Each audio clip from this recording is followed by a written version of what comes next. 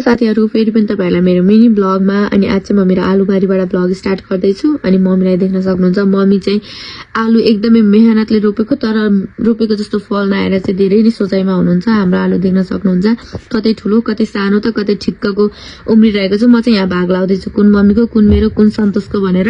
अनि आलु बारीमा चाहिँ आलु चाहिँ एकदमै राम्रोसँग थियो तर पिडमा चाहिँ केही पनि रहेनछ। इच्छाले चाहिँ मलाई यहाँ फुल ल्याएर दिइराखी छन्। हामी सासूबारी चाहिँ आलु पनि केही नभएको भनेर टेन्सन तनावमा बसिरहेको बेलामा इच्छाले हामीलाई मुड अन गर्नको लागि भए पनि यहाँ तोरीको फुल ल्याउँदै देखाउँदै छिन्। मम्मी चाहिँ के फुल दिइरा भन्नुहुन्छ। म चाहिँ यता फुल लिँदै फेरि इच्छालाई नै दिँदै उसलाई सिकाइरहेको छु आई लभ यु भन baby I love you too भन भन्दै।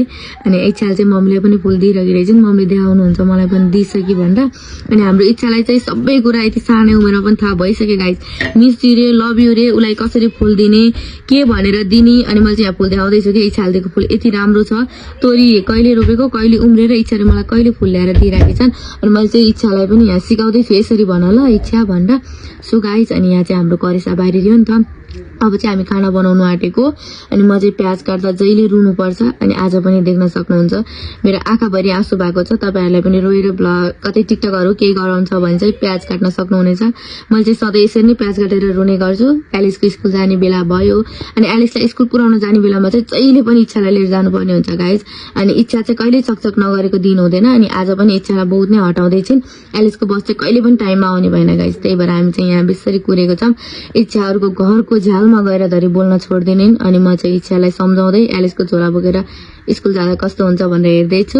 त्यतिकैमा चाहिँ हाम्रो इच्छाको दिदी यानी कि लक्ष्मी नानीको फोन आउँछ। इच्छाले चाहिँ भिडियो कलमा पनि कानमा लाएर बोल्छिन् यसरी को बोल्नुहुन्छ।